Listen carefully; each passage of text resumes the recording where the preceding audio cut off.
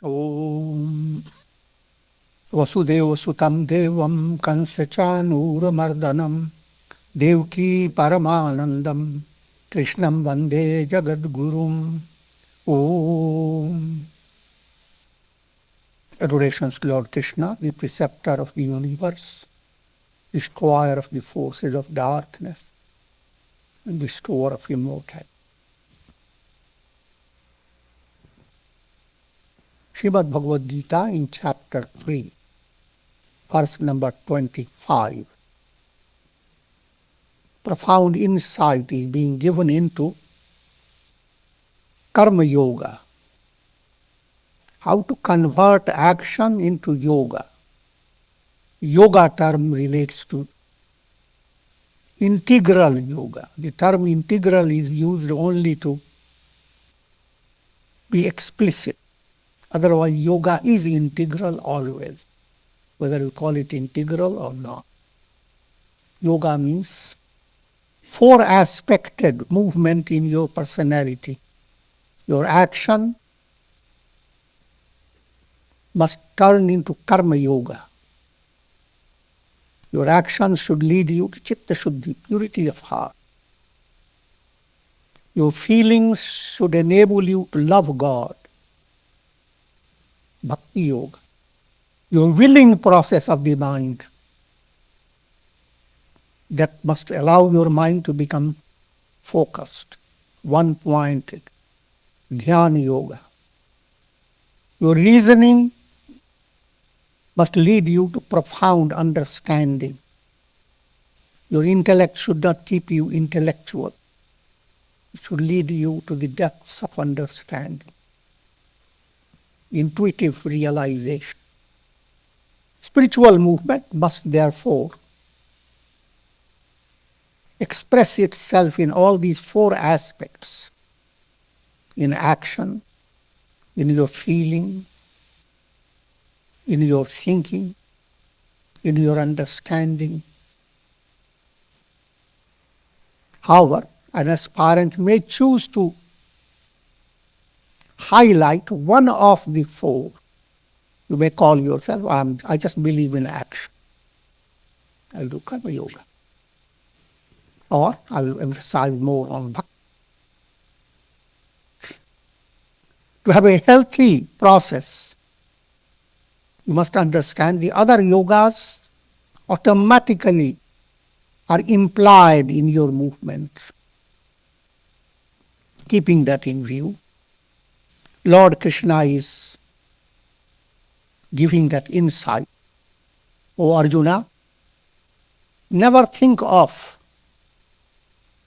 the goal, self-realization, to be devoid of actions. Never imagine that liberated state is completely stripped of activity. Again, putting a little change in this. Liberated state doesn't mean that you have completely become immersed in Brahman. Liberated state allows you to have double consciousness. Deep down, internally, I am Brahman. But as long as your personality is there, your body, mind, intellect, all this continues to function. At sadhana level, human mind has always a problem. From old times, in all religions of the world, the problem is, if God realization is the goal, then why should we be involved with the world? Embrace sannyasa. Become a monk. Don't tell anybody. I'll leave you. Let go everything. And just nothing to do with the world. Go into a cave, into an ashram far away from the masses. And another view, continue to fight the battle of life. Don't run away. Don't be a coward. Don't run away. That's the message of Chanda. Become a sannyasi, that's the message of Munda. Those who have studied mother worship. Goddess destroys two great demons, Chanda and Munda. Chanda represents the illusion of inactivity. The mind constantly working upon, when will I be retired? When I turn away from all these worldly talks? When I will be left alone? How wonderful it would be. I will be the only one. No one to control me. Nothing. Easily said, easily thought about, but it is an utter ignorance, utter illusion. Try to make yourself inactive, even for a few hours. Do nothing, not even meditation, not. If you choose, just do meditation. How long can you go on doing? Be sincere about it. Do nothing. It will tire you out. One day of experience or experiment of doing nothing will take away your energies and make you weak. You will not work even for 1 month if you are following exactly as I am saying. It demands that much energy to make yourself uselessly inactive.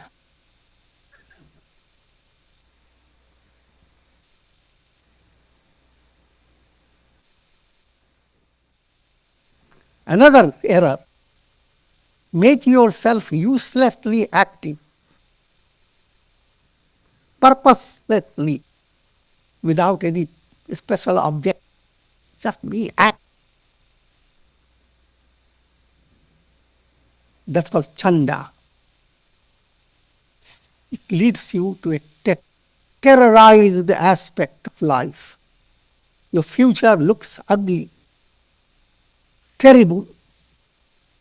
Just you are being led by the whims of your mind. The whims of your mind are extremely cursed, terrible demons. Try to understand both as tremendous error. Just developing the idea, let me do work, and then to make it further agreeable, I will do always good work. But I will not rest from morning till evening. I will one work, after another work, after another work.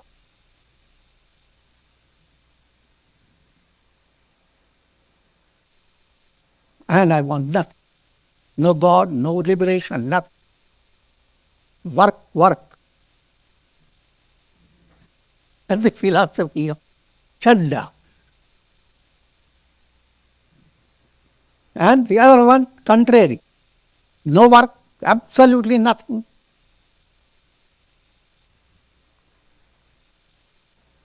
Keep the ears closed, keep the eyes closed. Black out completely. Shunyam, all zero. Nirvanam. That's the philosophy of Munda. These two fascinate human mind and confuse countless people in the world in the name of religion fall for the error related to Chanda and Munda. When you resolve it, it is called Karma Yoga. The Devi within you has destroyed Chanda and Munda. chop their heads off. Therefore, the Devi is called Chamunda. Behind this allegorical story, main point is to understand the subtle meaning behind action, the purpose of action, how to turn your action into swadharma. Let me not use too many terminology. How to turn your action into a process of yoga that purifies your heart.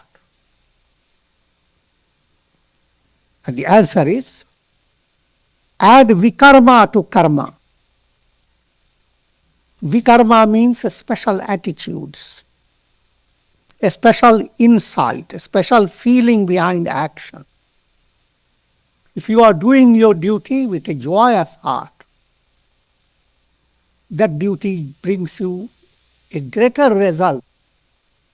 You are doing your duty just because your boss has told you to do it.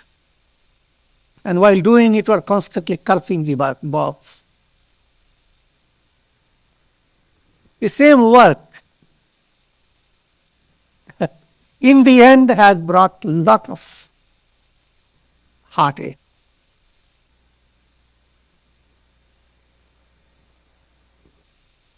So, understand the importance of attitude behind action.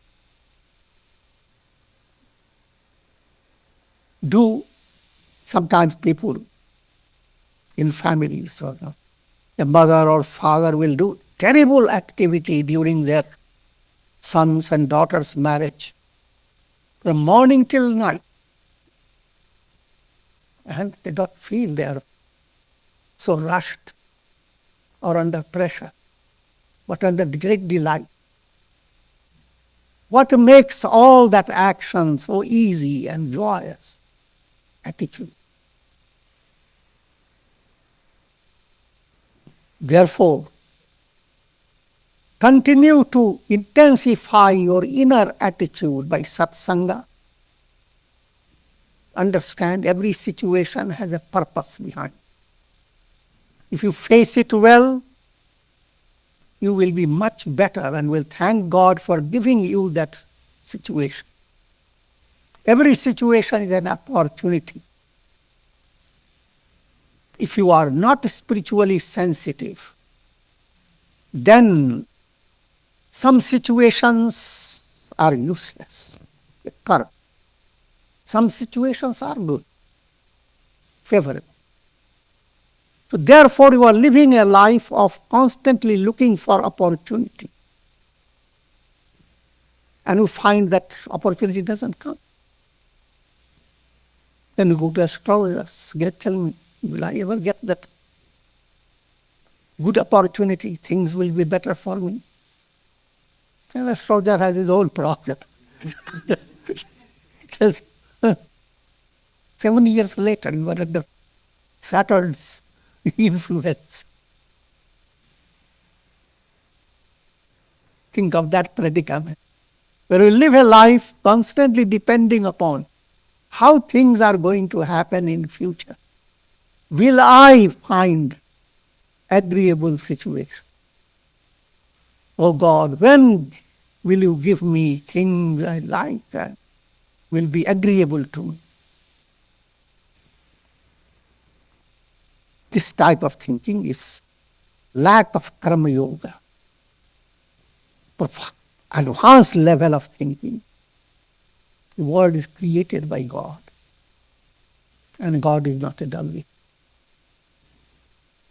He is omniscient.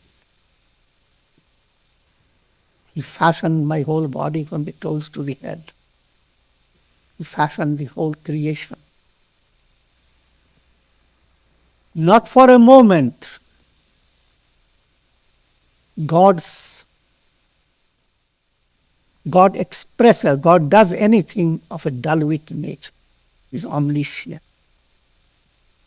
As that insight begins to go on developing within you, your relation with God, action, doing your duties with the spirit of I am an instrument in divine hand. With a spiritual pride that God gave me certain situations. He gave me situations that appear like adversity. He wants to fool me. But it is His blessing. Every adverse situation is an opportunity for your austerity. Sometimes people have become so interested in austerity that they go on running from place to place to find where life is most miserable.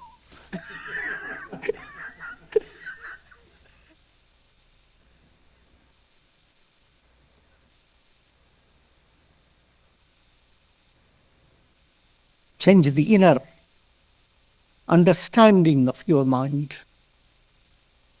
Every adverse situation is joyous opportunity. It may be giving you more opportunity for austerity, for prayer, for patience. But whatever it is, adversity is as much needed as prosperity. And sometimes you will find adversity is enhancing you more than prosperity. You do not view life in the terms of adversity and prosperity, and adversity just a meaningless burden on your life, and prosperity is a real thing. Rather, a deeper insight that no matter what situation, it's an opportunity for me to face it. Again, another understanding. When I said adversity also is an opportunity, that doesn't give you the message that therefore stay stuck to your adversity without doing any effort to remove. God has planted insight and instinct in you to remove anything that gives you pain and discomfort at any level. While you are trying to remedy the painful situation, do not develop internal despair. Go on understanding God has. This is an opportunity. But do everything possible to counteract adversity and turn it into prosperity. But as long as it is lasting, do not lose your heart. That's the message behind. And have your inner faith that you are going to triumph over.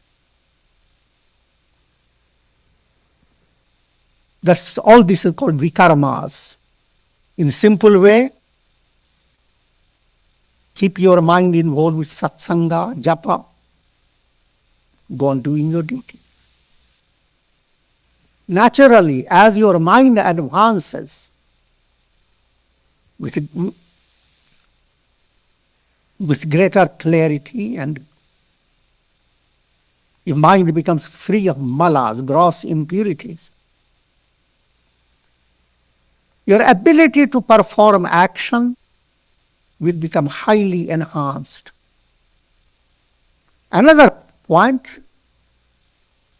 you will be drawing to yourself positive circumstances. Even in day-to-day life, within moments you can have spoiled your atmosphere. If everybody is quiet and calm, stand up and shout and say something nasty.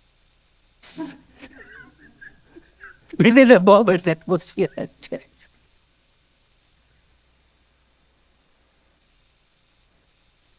If you are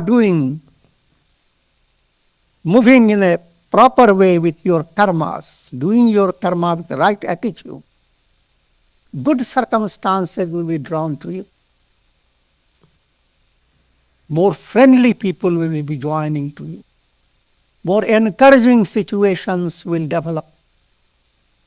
And you become also aware that the world that you are facing, the future that is coming, is filled with divine blessings. You are not living a life of blind future coming with horns on the head.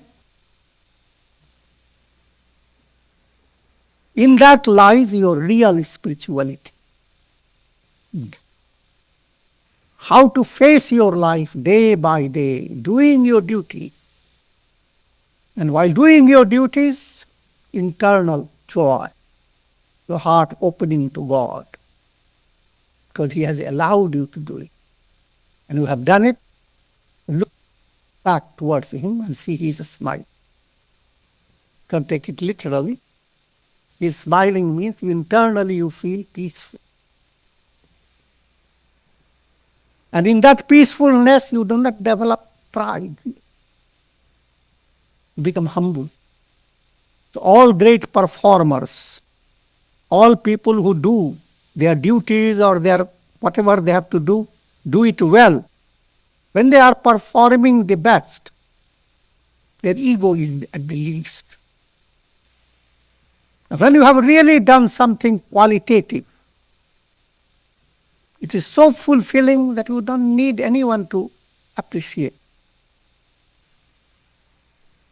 That's the goal. So karma plus vikarma, doing your actions and adding into your activity the spirit of worshipping God, offering to God, surrendering to God, an insight that it is God who is doing, not me. Ego has no power.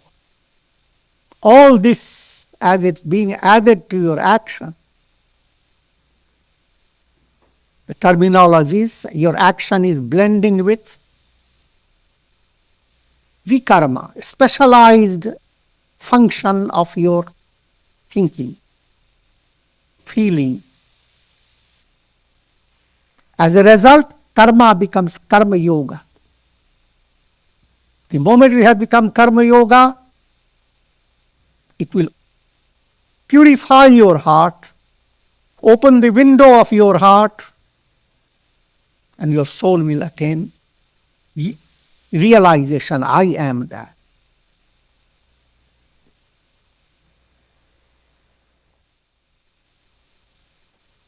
Twenty-fifth verse. Saktah karmanya vidvanso yatha kurvanti bharata kuriyad vidvans tatha sakchikirshur loka sangraham.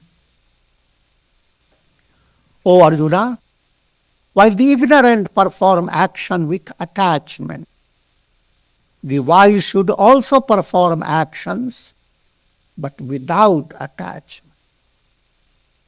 And for the well-being of the world, this is the transition being shown. In this state of absence of enlightenment, that's how everybody begins. That's when you are called the ignorant. Aspirants. It's not underestimating you. It is nothing negative. All are ignorant. In this state of lack of enlightenment, everyone performs action. That's natural. But they perform action with attachment. Term asakti means false identification. Two types of asakti. Asakti towards your body, towards your personality. That asakti expresses in the form of viewing yourself as physical body. Situations of the physical body impact upon you. Deep down, you are not the body. Situations of the body are something so superficial. Shaking of the leaves should not upset a tree.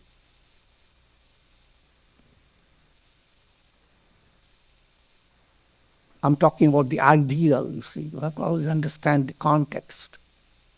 But because of illusory identification, I am the body.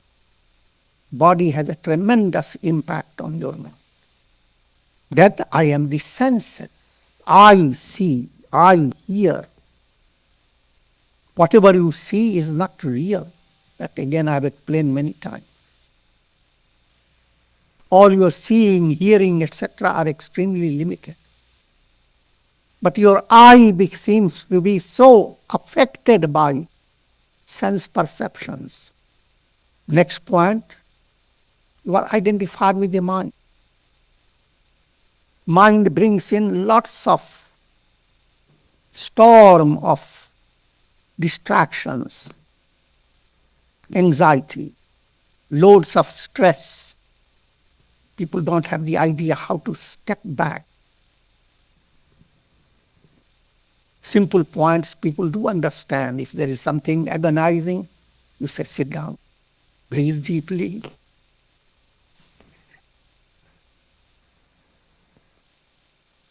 That allows you to see yourself detached from the mind. Once you are detaching, it is not your problem. When was the problem? Because we are attached to the mind. Likewise, you are attached to ego. This type of attachment is adhyas, illusory superimposition.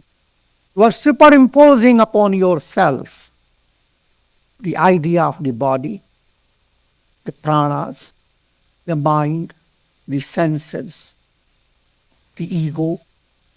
All these are not you, but they are being superimposed. Think of the sky. Think of the clouds. Clouds of different types. They seem to become blended with the sky. Suppose a patch of blue, a little piece of the sky. Look at it, I'm giving a figurative language. That piece of sky is constantly defined by clouds, constantly shaken by clouds. What's the reality? The piece of the sky is not real. Reality is the sky. Once the piece of the sky knows I am the sky, it has become free of attachment. Otherwise, it has entered into a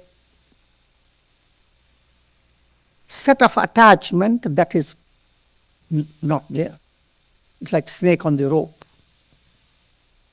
So while this series of identifications exist in your personality, the body, pranas, mind, senses, you are identified with. Not out of wisdom, out of daldam, out of ignorance. Likewise, when you look at the word is Satchit Ananda, name and form. This is the analysis of the word. Sat, things seem real. You want to catch them. But don't you realize that objects are not real? I always gave you the illustration. Someone has a big tree in front of his house, banyan tree. Each time guests come, they show, look, this tree has been here for 100 years. How wonderful.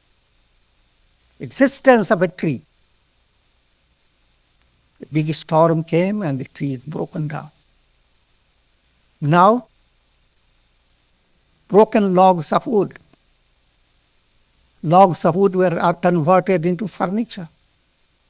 Now the existence of furniture. How wonderful tables are, chairs are. They are eaten by worms. In course of time, with the passage of time, they turn into dust. Now the existence of dust. Use a mathematical language.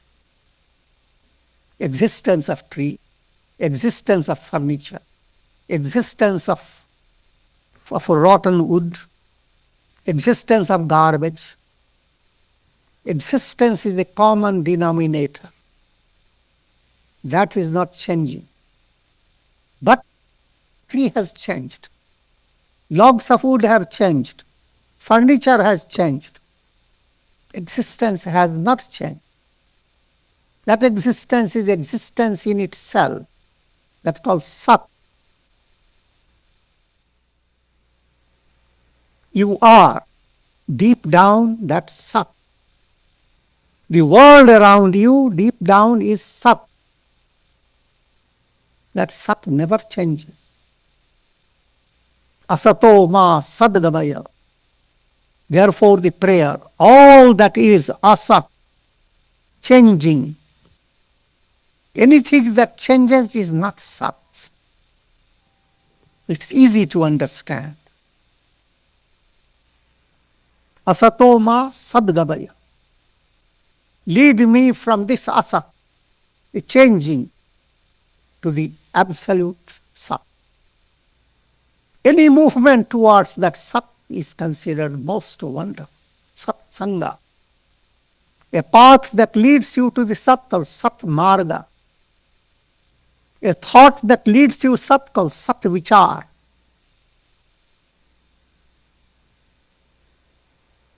All things that are auspicious in Sanskrit language, they begin with Sat.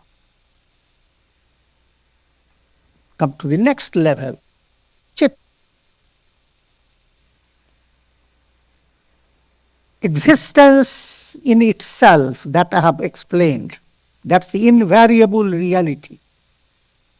But existence in itself, is it inert, like a stone? If that is so, it would be nothing. It's consciousness. To come to another rung, it's absolute consciousness. Consciousness of not of a thing, but consciousness in itself. Come to the third level. Once you are stripped of illusions, multiplicities, there is nothing but absolute joy. Ananda. Satchidananda. Everyone is going after these three things. In the state of ignorance, deep down you have not forgotten your essential nature. But you are working for, in a wrong way, how to exist. Any pleasant situation, how to make it stay. And that's a constant idea that lurks over the mind of everyone, how to make it stay. That means you are devotee of Sat, but not in a straight way. Same way, how can I be conscious of everything? How can I know everything? Who is thinking what? Who is cooking what? I'm making a joke out. But the idea is to know everything. And there is no limit to it. So you have constant urge to develop consciousness of all. But consciousness of all is in the realm of ignorance. Consciousness in itself, that's the reality. And as you move towards it, every movement that you do, you are led by a sense of joy, a sense of finding happiness. The ultimate in your every movement is, can I become happy? Can I become relaxed? So ultimately that is the profound level. It is ananda, bliss. Everyone is moving towards Satchidananda. Everyone is a devotee of Satchidananda.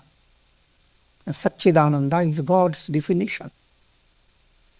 So whether you like it or not, whether you believe it or not, you are a devotee of Satchidananda. Where has it gone wrong? Because behind that pursuit of Satchidananda, Maya has created projections of names and forms. Mind uses words, and then on the basis of words goes after projections. It's called Namarup. To illustrate that point, suppose you have bought a property, you build a house. You look at the house, everything is working well, that's called form. Then what you have done? You have brought it down all into a paper. You have authenticated it by the government, this belongs to me. Put it in your purse, and it sticks in your mind, this is mine, I possess. This sense of possession is words within you, called Nam. The objects before you are your Roop. Names and forms, they are created by, like illusion, they are created by your conditioned mind. As long as mind is conditioned, it is creating illusions of names and forms. Names and forms are hiding Sat Ananda. As long as Satchidananda is hidden, you are going after names and forms. That movement to names and forms is asakti. You are depending upon names and forms. Na buddhi vedam janiyet ajnanam karma sanghinam joshayet sarva karmani vidwan yukta samacharan. One should not unsettle the intellect of those who are attached to action. A wise man should gently lead them to action, while he himself performs actions with a controlled mind. Spiritual guidance. If a spiritual teacher goes on telling you, nothing exists, nothing belongs to you, you are a Brahman. And the disciple said, speaks about certain works he has to do, etc. The teacher says, oh, forget all. All this is Maya. That is not a real teacher. It's a blind teaching the blind.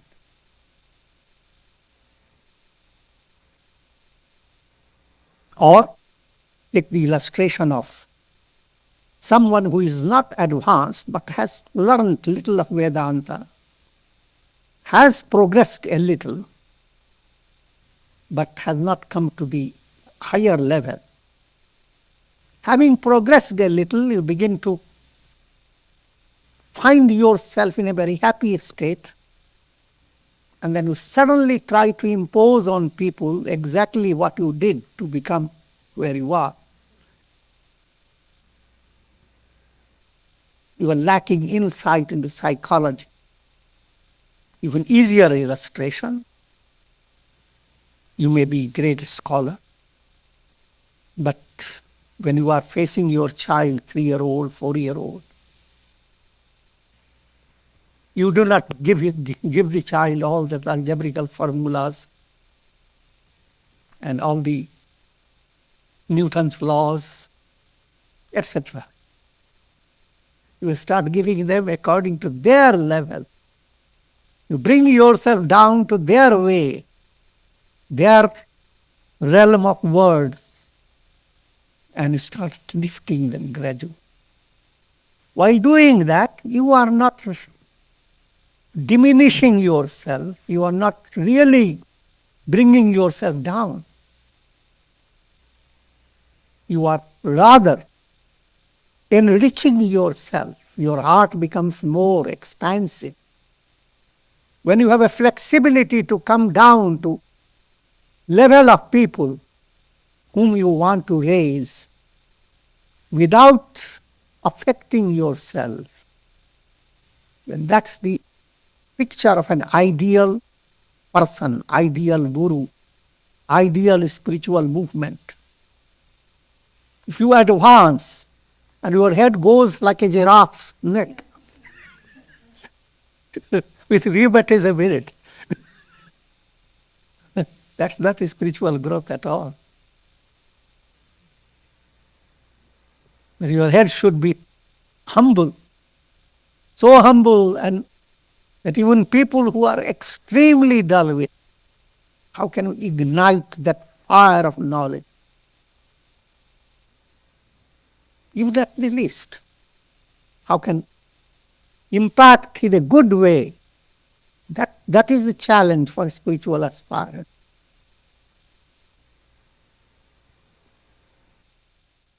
Na buddhi vedam janayet.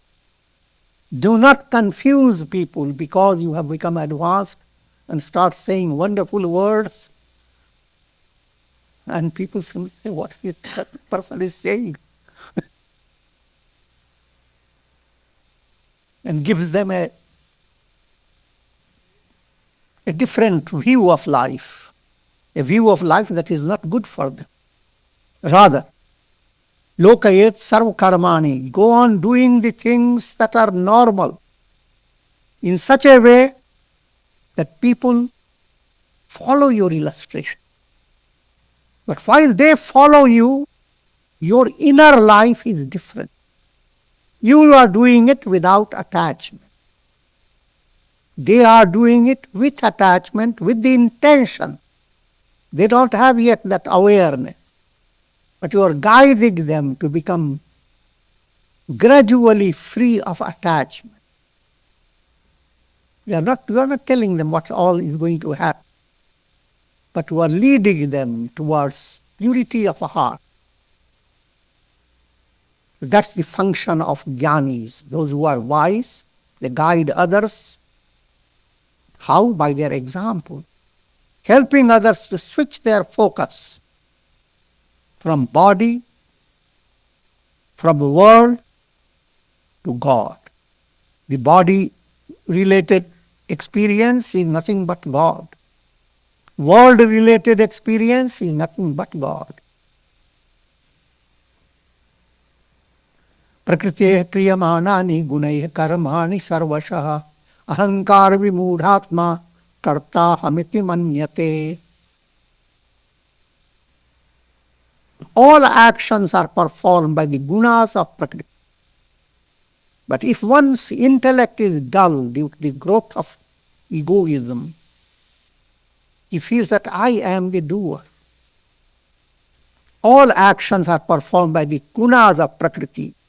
This gives you an insight into a Vedantic plan of studying the world, yourself. The Vedantic way to understand is Brahman alone is. That's God, the God. He is like a big magician. He has a magical power. That's called Prakriti, Maya Shakti. That Prakriti has three gunas, Sattva, Rajas, Tamas. Sattva predominating Prakriti brings God in three aspects. God the creator, God the sustainer, God the destroyer. Rajas predominating Prakriti is called avidya. That avidya becomes the cause of Brahman appearing in the form of countless souls evolving through the world, jivas. Like one sun becomes countless reflections. The jiva does not have the normal revelation, I am that. Each jiva views itself alone. struggling in a world process. But that's Rajas predominating Prakriti. Tamas predominating Prakriti, Tamasi Prakriti, brings Brahman into the material world. Brahman becomes the Panchabhutas, the subtle elements. Those subtle elements go through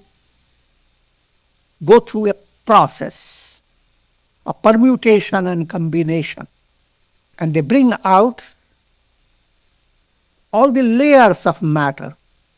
When we talk of matter, even mind is matter.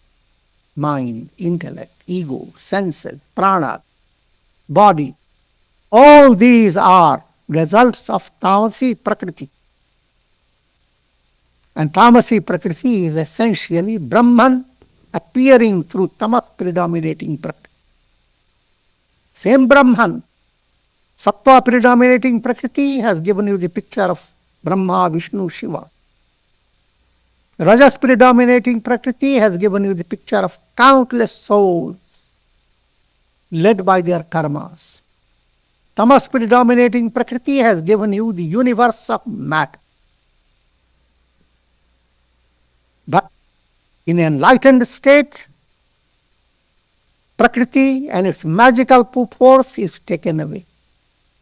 When the magical power of the magician doesn't have influence, you see nothing but the magician. Brahman alone is. And with this I will conclude. Om Shanti.